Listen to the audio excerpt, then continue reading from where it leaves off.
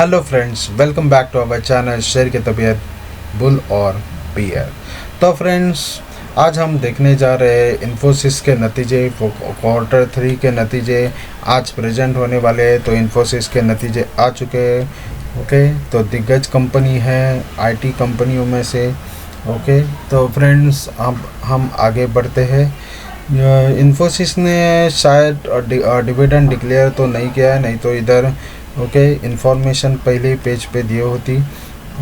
तो इधर outcome of board meeting में अपॉइंटमेंट जो है इंडिपेंडेंट डायरेक्टर का अपॉइंट किया है, गोविंद वैद्यरामन अय्यर करके है उनका। उनका अपॉइंटमेंट हो चुका है। फाइनेंशियल रिजल्ट जो अप्रूव किए हैं दिसंबर 31 क्वार्टर के, उसके डिटेल्स दिए हैं।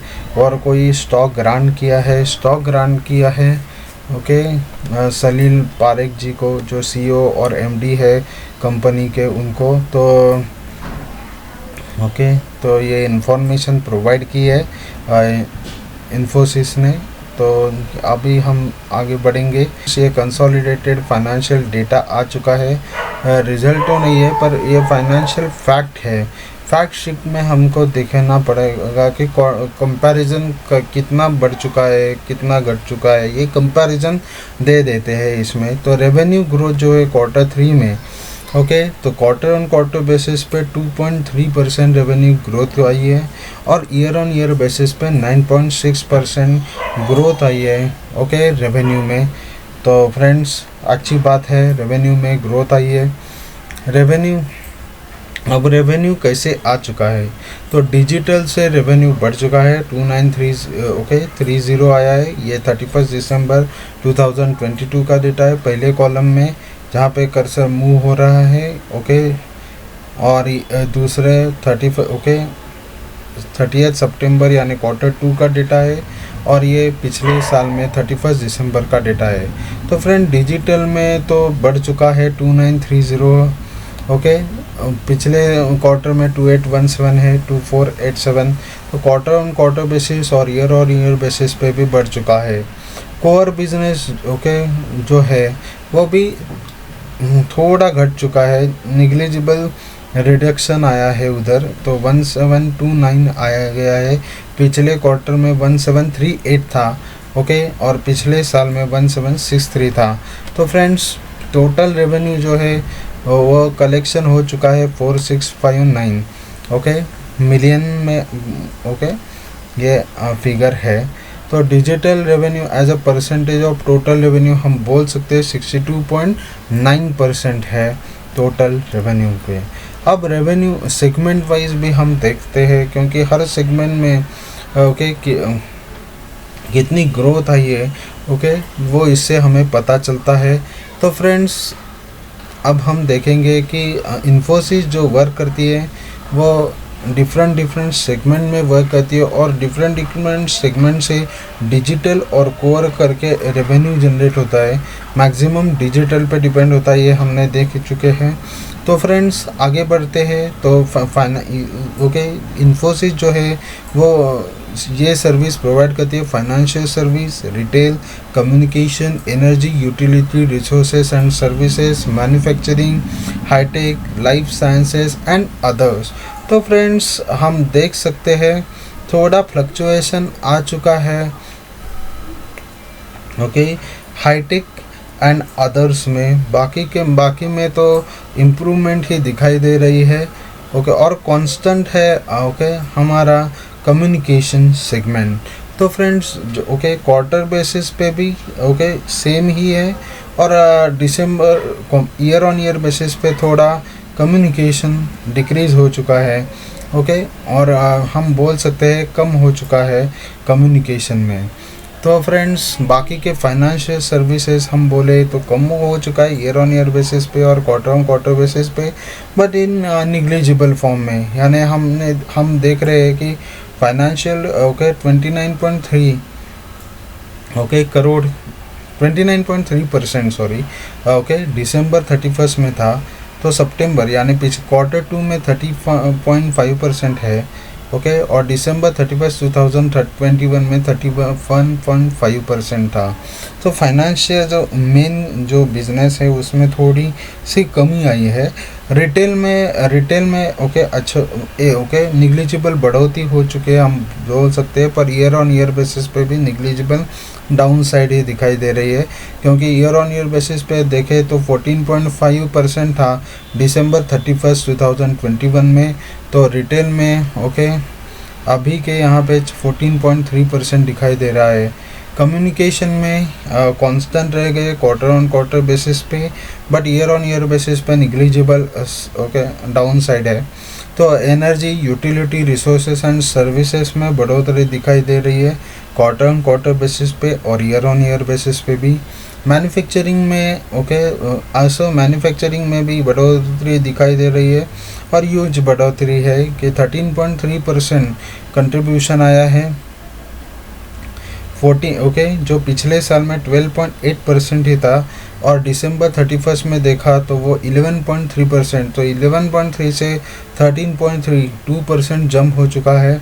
ओके ओके मैन्युफैक्चरिंग और energy business. Okay then high tech में गए तो हम देख सकते हैं कि हाईटेक में थोड़ा स्लाइटली डाउन साइड आया है क्वार्टर ऑन क्वार्टर बेसिस पे और कांस्टेंट है ईयर ऑन ईयर बेसिस पे। लाइफ साइंस देखें तो हम बोल सकते हैं कि okay quarter on quarter basis पे इम्प्रूवमेंट आई है, but year on year basis पे डाउन साइड ही है। ओके अदर बिजनेस कम हो चुका है, बट स्लाइटली डाउन साइड दिखाई दे रहा है। तो फ्रेंड्स ऐसे ओके तो ओवरऑल कंट्रीब्यूशन जो एनर्जी और मैन्युफैक्चरिंग से आ गया है वो बढ़ोतरी दिखाई दे रही है। ओके जो सर्विस दी प्रोवाइड की है, बट बाकियों में थोड़ा slightly okay year on year basis पे हम देख सकते हैं कि कम आ चुके हैं। तो ओके रेवेन्यू किधर से आता है, तो मैक्सिमम रेवेन्यू जो इन्फोसिस का आता है वो नॉर्थ अमेरिका से आता है। तो जो इन्फ्लेशन उधर बढ़ रहा है वो एक रिस्क फैक्टर हो सकता है इन्फोसिस के लिए। तो आज डेटा आने वाला है ओके इन्फ्लेशन का, तो वो जब अच्छा है तो ये बेनिफिशियल रहेगा, और बुरा है तो ये थोड़ा अफेक्ट करेगा इन्फोसिस को, क्योंकि मैक्सिमम जो रेवेन्यू है ओके 62% ओके दिसंबर यानी क्वार्टर 2 का वो मैक्सिमम जो है वो नॉर्थ अमेरिका से आता है। यूरोप में से भी 25.8% आ गया है, पर हमने देखा है कि यूरोप की भी हालत खस्ता ही है वैसे तो देखा गया तो वो भी थोड़ा ओके हम क्या बोलते हैं अनसर्टन है रेवेन्यू। तो ये दो सेगमेंट जो नॉर्थ अमेरिका यूरोप जो है ओके और रेस्ट ऑफ द वर्ल्ड में भी थोड़ी अनसर्टेनिटी, अभी इंडिया में भी अनसर्टेनिटी क्रिएट हो सकती थी, पर अभी इन्फ्लेशन ईज हो चुका है तो हम बोल सकते हैं कि इन्फ्लेशन कंट्रोल में है करके इंडिया का। तो फ्रेंड्स ओके इन्फ्लेशन डेटा के बारे में भी हम वीडियो बनाएंगे, तो आप देख सकते हैं ये वीडियो भी इन्फ्लेशन के बारे में। तो फ्रेंड्स नॉर्थ अमेरिका और यूरोप पे ज़्यादा करके डिपेंडेंसी है और उधर इन्फ्लेशन और रिसेशन भी आ सकता है ओके, और रेस्ट ऑफ द वर्ल्ड में भी थोड़ा उसका इम्पैक्ट आ सकता है। तो ओके तो फ्रेंड्स ये बहुत यानी देखना पड़ेगा कि कितना इम्पैक्ट आ सकता है ओके। तो देखते हैं अगले क्वार्टर में क्या रिजल्ट आता है। तो फ्रेंड्स अभी हम देखने जा रहे हैं कि क्लाइंट डेटा अभी इम्पोर्टेंट है, क्योंकि क्या है कि इन्फ्लेशन के कारण क्या हो रहा है कि महंगाई बढ़ रही है, तो कंपनियां जो सर्विस प्रोवाइडर है उनकी कॉस्ट कट कर रही है ओके। तो कोई कॉस्ट कट हो गई है या कोई क्लाइंट ओके कम हो चुके हैं, ऐसा जो कुछ इम्पैक्ट आ गया है तो वो निगेटिव रहेगा इन्फोसिस के लिए। तो फ्रेंड्स हम देख सकते हैं नंबर ऑफ क्लाइंट तो बढ़ चुके हैं, एक्टिव क्लाइंट 1850 है ओके दिसंबर 31 2022 में। सितंबर में क्लाइंट से ओके यानी पिछले क्वार्टर से क्लाइंट बढ़ चुके हैं और okay year on year basis पे भी बढ़ चुके हैं। एडिशन कितना हो गए okay added during the period में, तो 134 क्लाइंट्स ऐड हो चुके हैं ओके, जो कि पिछले क्वार्टर में 103 ऐड हो चुके थे, और हम दिसंबर 31 2021 से कंपैरिजन करें तो वो वहाँ पे 111 ओके क्लाइंट्स ऐड हो चुके थे। तो फ्रेंड्स क्लाइंट्स में भी बढ़ोतरी हो चुकी है। ओके, तो अब देखते हैं कि कौन से क्लाइंट बढ़ चुके हैं। तो नंबर ऑफ मिलियंस जो डॉलर जो अच्छी कमाई करने वाले क्लाइंट है वो अभी हम देख सकते हैं। वो तो $1 मिलियन जो कमाई होती है तो उससे ओके 912 ओके क्लाइंट हो चुके हैं, जो कि पिछले 895 क्वार्टर में 895 थे, और ओके पिछले साल में 854 थे। तो ओके 1 मिलियन क्लाइंट जो है ओके जो ज़्यादा रेवेन्यू जनरेट करता है 1 million plus but less than 10 million, तो वो कभी बढ़ चुके हैं। $10 मिलियन जो ओके कंट्रीब्यूट करते हैं वो भी बढ़ चुके हैं। $50 मिलियन जो कंट्रीब्यूट करते हैं वो भी आंकड़ा बढ़ चुका है क्लाइंट में। बट $100 मिलियन में एक क्लाइंट गया होगा या कुछ ओके, क्योंकि वो कम हो चुके हैं। तो ठीक है एक ही क्लाइंट, बट एडिशनल क्लाइंट बहुत आ चुके हैं, 134 एडिशनल क्लाइंट आ चुके। तो ओके तो इम्पैक्ट तो कुछ भी नहीं है। और ओके तो क्लाइंट कंट्रीब्यूशन टू रेवेन्यू, तो टॉप 5 जो क्लाइंट है वो 13.1%। ओके, तो टॉप मोस्ट क्लाइंट पे डिपेंडेंट नहीं है ऐसा तो नहीं बोल सकते, पर मैक्सिमम रेवेन्यू नहीं कंट्रीब्यूट करते, इतना तो मैं बता सकता हूँ। टॉप 10 क्लाइंट हमने ले लिए तो वो 20.5% कंट्रीब्यूट करते हैं। टॉप 25 क्लाइंट्स लिए तो 35.3%। सो 35.3% टॉप 25 क्लाइंट्स ऐड कर रहे हैं इन्फोसिस के रेवेन्यू में। सो फ्रेंड्स ये पूरा डिटेल्स है रिलेटिंग टू क्लाइंट। तो क्लाइंट एक्विजिशन हो चुके हैं। ओके, तो क्लाइंट हम देख सकते हैं 134 क्लाइंट ऐड हो चुके हैं। ओके, तो और अच्छा है। और वो बिग जो क्लाइंट रहते हैं जो 1 मिलियन से ज़्यादा दे दे उसमें एडिशन ही है, डिलीशन वैसे तो हम नहीं है। ओके, सिर्फ 100 मिलियन से प्लस वाले जो क्लाइंट है उसमें से एक क्लाइंट से okay quarter on quarter basis से कंपैरिजन किया गया तो कम दिखाई दे रहा है, but year on year basis पे भी बढ़ोतरी दिखाई दे रही है। तो friends there is no impact. Then हम देख सकते हैं कि अभी टैलेंट एक्विजिशन, क्योंकि एम्प्लॉई जो है ओके तो एम्प्लॉई जो है वो मेन टैलेंट रहता है इन आईटी कंपनियों के लिए। तो हम देख सकते हैं कि एम्प्लॉई ओके बढ़ चुके हैं। ओके 3.46 ओके 3.46 लाख तक नंबर जा चुके हैं, जो कि पिछले क्वार्टर में 3.45 थे और दिसंबर 31 में 2.92 ओके लाख्स थे। ओके, अभी हम एट्रिशन रेट देख सकते हैं, क्योंकि फ्रीक्वेंसी कितनी है एम्प्लॉय की छोड़ने और आने की, तो चेंज करने की जॉब। तो फ्रेंड्स उसमें भी डाउन साइड आई है, ये अच्छी खबर है। वो 24.3% ओके वॉलंटरी एट्रिशन आ चुका है। ओके, जो कि पिछले क्वार्टर में 27.1% था, और दिसंबर 31 में 25.5% था, तो लोएस्ट पे आ चुका है। यानी एकदम लोएस्ट पे तो नहीं, पर हम जो कंपैरिजन कर रहे हैं क्वार्टर 2 और पिछले साल के क्वार्टर 3 के रिज़ल्ट पे, तो उससे कम आ चुका है एट्रिशन रेट, जो कि 24.3% है। तो ये अच्छा है। उसके बाद हम कैश फ्लो देख सकते हैं कि फ्री कैश फ्लो जो है वो $576 मिलियन आ चुका है, और कंसोलिडेटेड कैश और इन्वेस्टमेंट पकड़ के 3908 ओके, पर उसमें थोड़ी कैश में ओके डिक्रीज़ की गई हो ओके, क्योंकि कोई एक्विजिशन किया होगा उसका इम्पैक्ट हो सकता है, या कोई ओके फैसिलिटी बायबैक ऐसे कुछ प्रोवाइड की होगी, उसके कारण हो सकता है कि फ्री कैश फ्लो कम हो गया है।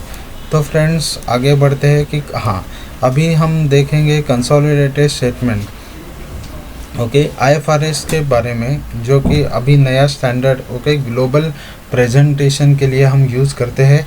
तो ग्लोबल प्रेजेंटेशन करते समय हम आईएफआरएस यूज़ करते हैं, international financial reporting okay standard करके आते हैं। तो on the basis of IFRS ये बैलेंस शीट प्रिपेयर की गई है। तो उसमें December 31 ओके और okay year on year basis पे कंपैरिजन किया गया है। तो रेवेन्यू 4659 ये सब US मिलियन डॉलर में है। ओके क्योंकि ये US को रिपोर्ट किए गए इसलिए। तो ओके 4659 मिलियन डॉलर इतना रेवेन्यू जनरेट किया इन दिस क्वार्टर में। ओके इस क्वार्टर में 4659 ओके मिलियन डॉलर जनरेट किया है, जो कि पिछले साल में 4250 था। तो 9.6% रेवेन्यू ग्रोथ दिखाई दी गई है। कॉस्ट ऑफ सेल्स दिखाई दे रहा है कि वो भी बढ़ चुका है, वो 13.1% कॉस्ट बढ़ चुका है। तो ग्रॉस प्रॉफिट अल्टीमेटली ओके तो कॉस्ट ज़्यादा बढ़ चुका है, तो अल्टीमेटली ओके रेवेन्यू कम हो जाएगा, यानी परसेंटेज ग्रोथ कम हो जाएगी, क्योंकि हमारा रेवेन्यू 9.6% से बढ़ा है और कॉस्ट ऑफ सेल 13.1% से बढ़ी है। तो अल्टीमेटली 2.5% से रेवेन्यू ग्रो हो चुका है। ओके जो कि ज़्यादा हो सकता था if cost of sales control में आए तो। देन ऑपरेटिंग एक्सपेंसेस जो है सेलिंग एंड मार्केटिंग एक्सपेंसेस वो भी ओके वो तो बढ़ने ही वाले हैं। ओके एडमिनिस्ट्रेटिव एक्सपेंस ये सब कुछ मिला के जो ऑपरेटिंग एक्सपेंसेस आ गए हैं वो 428 ओके मिलियन डॉलर आए हैं। ओके जो कि पिछले साल में 396 डॉलर्स थे। तो ओके वो थोड़े 8.1% से बढ़ चुके हैं। ऑपरेटिंग प्रॉफिट जो है वो 1001 मिलियन डॉलर है, जो कि पिछले साल में 998 मिलियन डॉलर था, यानी कि 0.3% से बढ़ोतरी हो चुकी है ऑपरेटिंग प्रॉफिट में।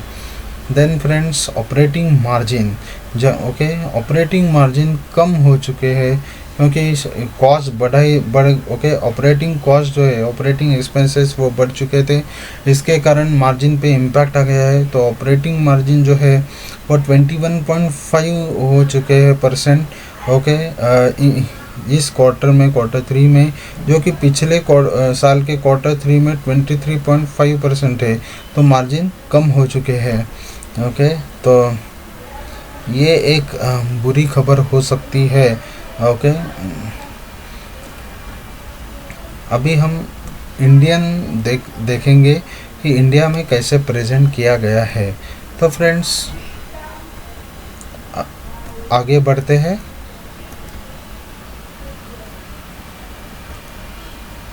ये रिपोर्ट है ओके ऑडिटर्स रिपोर्ट बोलते हैं इसको। तो डिलॉयट्स एंड हटस्किंग है एंड सेल्स LLP इसके ऑडिटर है। तो वो ऑडिट रिपोर्ट प्रेजेंट किया है क्वार्टर का, तो वो सब इंफॉर्मेशन दिया गया है। उसके बाद हम आगे बढ़ते हैं। हाँ अभी ये हमको देखने का है कि इंडियन रुपीज़ जो ओके इंडिया में जो रिपोर्ट किया गया है तो वो कैसे रिपोर्ट किया गया है। तो फ्रेंड्स मैं थोड़ा बढ़ाता हूँ ताकि आपको भी दिखे और मेरे को भी दिखने में कुछ कमतरता ना हो जाए। तो फ्रेंड्स ये भी देखिए ये कंसोलिडेटेड है, यानी टोटल मिला के जितने ओके ग्रुप का जो ओके इनकम है और एक्सपेंसेस है और प्रॉफिट है, वो ग्रुप का पूरा प्रॉफिट यहाँ पे दिखाई दे रहा है। और ये रुपीज़ इन करोड़ में है। ओके रुपीज़ इन करोड़ में है। और ये यहाँ पे पहला जो कॉलम है वो 31 दिसंबर का है। ओके जो कि क्वार्टर एंडेड यानी क्वार्टर 3 का है 2022 का। ओके ये क्वार्टर 2 का है 2022 का। और ये पिछले साल के जैसे कि पिछले साल के क्वार्टर 3 जो 2021 में रिपोर्ट किया है। ओके तो फ्रेंड्स हम ये 3 ही आंकड़े देखेंगे, बाकी की ज़रूरत नहीं है कंपेयर करने की। तो फ्रेंड्स हम देख सकते हैं कि रेवेन्यू फ्रॉम ऑपरेशन ऑलरेडी हमने US डॉलर में बढ़ा है, तो इधर भी बढ़ेगा ही। तो फ्रेंड्स 38,318 ओके करोड़ रुपीज़ का रेवेन्यू जनरेट किया है ओके इस क्वार्टर में। और पिछले साल पिछले क्वार्टर में 36.5 करोड़ का था, और पिछले साल में 31.8 करोड़ का था। तो रेवेन्यू में बढ़ोतरी हो चुकी है। तो टोटल इनकम भी और अदर इनकम भी बढ़ गया है, तो टोटल इनकम भी बढ़ गया होगा। तो टोटल इनकम बढ़ गया है 39 करोड़ रुपीस तक। 39,000 39,000 करोड़ 39,000 करोड़ रुपीस था। और पिछले सेकंड क्वार्टर में वो 37,000 करोड़ का था। और उसके पिछले साल में क्वार्टर 3 में 32 करोड़ का था। तो बहुत रेवेन्यू बहुत बढ़ चुका है, 37 से 39 आ चुका है। और पिछले क्वार्टर से ईयर ऑन ईयर बेसिस पे कंपैरिजन किया तो 32 से 39 आ चुका है, 39,000 करोड़ में। तो रेवेन्यू बहुत बढ़ चुका है। हम देख सकते हैं, अब देखेंगे टोटल एक्सपेंसेस पे। तो टोटल एक्सपेंसेस जो है वो 30,156 रुपीज़ करोड़ आ चुके हैं। यानी हम देखेंगे तो 30,150 बोल सकते हैं, 150 रुपीज़ करोड़। और पिछले क्वार्टर में वो 28,731 था, यानी 28,700 हम बोल सकते हैं उतना था। और उसके पिछले साल क्वार्टर 3 में 24,436,000 करोड़ था। तो फ्रेंड्स हम देख सकते हैं कि उसमें भी बढ़ोतरी हो चुकी है। अल्टीमेटली इन रेवेन्यू जनरेट करने के लिए हमको खर्चा भी उतना ही करना पड़ता है। तो फ्रेंड्स रेवेन्यू भी बढ़ गया, तो अल्टीमेटली एक्सपेंसेस भी बढ़ना ही चाहिए, but not in a relative sense. तो फ्रेंड्स प्रॉफिट भी बढ़ गया है कि प्रॉफिट बिफोर टैक्स। टैक्स का इफेक्ट बिना देते हुए जो प्रॉफिट आता है वो बढ़ चुका है, 8,931 रुपीज़ करोड़ में आ चुका है, जो कि पिछले क्वार्टर में 8,391 करोड़ था। और उसके पिछले साल में 7,943 करोड़ रुपीज़ था। तो फ्रेंड्स वो भी बढ़ चुका है। अल्टीमेटली हम देख सकते हैं कि टैक्स एक्सपेंसेस का पूरा एक्सपेंसेस निकाल के जो रहता है और एडजस्टमेंट करके जो प्रॉफिट आता है, वो प्रॉफिट हम बोल सकते हैं, जो नेट प्रॉफिट रहता है तो वो आ गया है 7,283,000 करोड़ रुपीज़। जो कि पिछले साल 6,070 करोड़ रुपीज़ था, और 5,652 करोड़ रुपीज़ पिछले साल में क्वार्टर 3 का था। तो हम क्वार्टर ईयर ऑन ईयर और क्वार्टर ऑन क्वार्टर बेसिस पे कंपैरिजन करें तो ये भी बढ़ चुका है। अल्टीमेटली ईपीएस में अर्निंग पर शेयर भी बढ़ चुका ही होगा। जो कि 15.72 रुपीज़ हो चुका है, यानी अर्निंग भी शेयर होल्डर्स की बढ़ चुकी है। हम देख सकते हैं ईपीएस भी बढ़ चुका है, तो यानी ईपीएस यानी अर्निंग पर शेयर। तो हम नीचे आते हैं। डिविडेंड पर शेयर हम देख सकते हैं कि पिछले क्वार्टर में 16.50 रुपीज़ का दिया था, पर इस क्वार्टर में कुछ भी डिविडेंड डिक्लेयर नहीं किया है कंपनी ने। तो ये एक शेयर होल्डर्स को सेटबैक हो सकता है। सेगमेंट रिपोर्टिंग में तो हमने देखा है कि पूरे फाइनेंशियल देखें तो थोड़ा बहुत फ्लक्चुएशन हो चुका है। तो हमने देखा है कि ये तो हम आगे बढ़ते हैं। तो फ्रेंड्स प्रॉफिटेबिलिटी तो बढ़ चुकी है ईयर ऑन ईयर बेसिस पे और क्वार्टर ऑन क्वार्टर बेसिस पे भी। तो हमको रिजल्ट और क्लाइंट भी बढ़ चुके हैं। ये मेन और यानी इम्पैक्ट जो होने वाला था यूएस इन्फ्लेशन का, वो भी नहीं आ गया है, कुछ भी रिफ्लेक्ट नहीं हो गया है क्योंकि वो इन्फ्लेशन का पिछले क्वार्टर में होता है।